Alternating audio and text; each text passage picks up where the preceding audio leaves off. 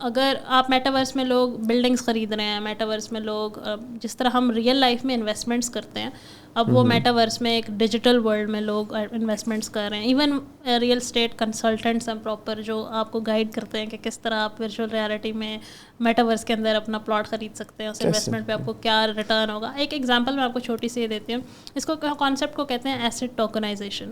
Asset tokenization blockchain کے بغیر بھی کر رہے ہیں بہت سے لوگ, اور بلاک چین کے ساتھ بھی کر رہے ہیں بہت سے لوگ. دا کانسیپٹ از سمپل کہ ایگزامپلس آپ اس میں ڈفرینٹ ہیں. گولڈ ٹوکنائزیشن ہے, اس میں ریئل اسٹیٹ ٹوکنائزیشن ہے. ریئل اسٹیٹ کی اگر جہاں تک میں بات کروں, فار ایگزامپل ایک اپارٹمنٹ ہے F11 میں, اور اس کی ورتھ آبویسلی بہت زیادہ ہوگی, اور ایک سیلریڈ پرسن, ایک ایوریج سیلریڈ پرسن وہ نہیں خرید سکتا ان ون گو, ٹھیک ہے. وٹ ایف میں اس کی ٹوکنائزیشن کر دوں اور اس کے اسکوئر فیٹس میں ٹوکنز بنا لوں, ٹھیک ہے.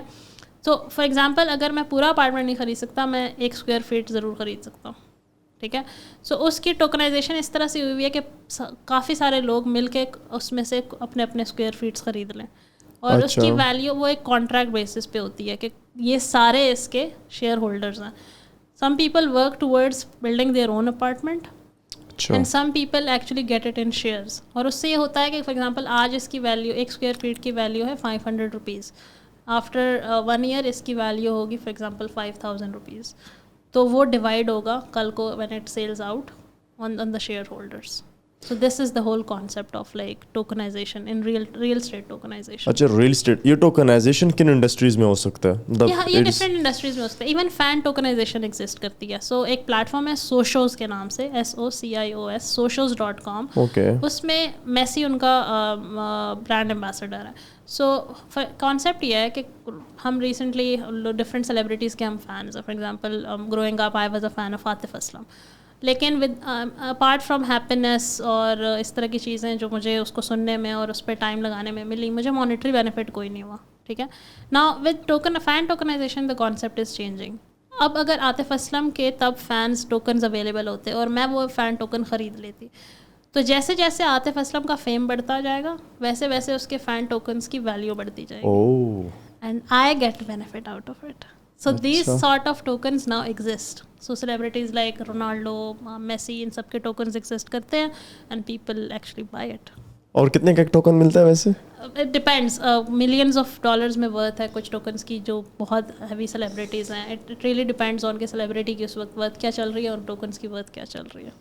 نائس. میں لینا چاہوں گا چاہت فتح علی خان صاحب کا ٹوکن. بالکل اس طرح کی بہت سی بینڈ ہو رہی ہے. نہیں ڈیفینیٹلی میں لینا چاہوں گا ان کا ٹوکن.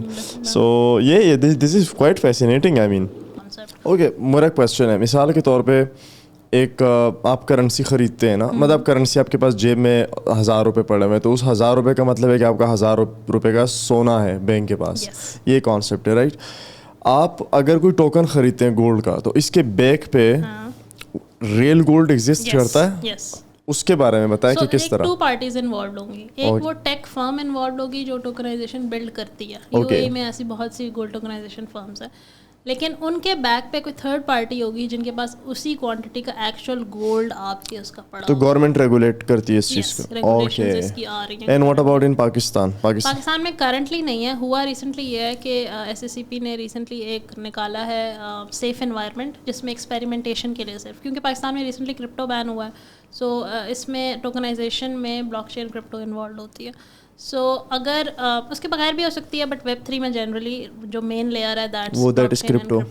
سو کرپٹو بین کے بعد اوبیسلی پاکستان میں بہت سی چیزیں ریگولیشنز ابھی تک نہیں ہیں. سو اس کی وجہ سے ریسنٹلی ایک سیف اینڈ ریگولیٹڈ انوائرمنٹ نے ایک کوہورٹ گورنمنٹ نے نکالا ہے, جس میں کچھ لوگوں نے اپلائی کیا کہ ہم ایسے ٹوکنائزیشن کرنا چاہتے ہیں. سو ابھی کرنٹلی ایک ریگولیٹڈ انوائرمنٹ میں ٹیسٹس اینڈ ٹرائل چل رہے ہیں.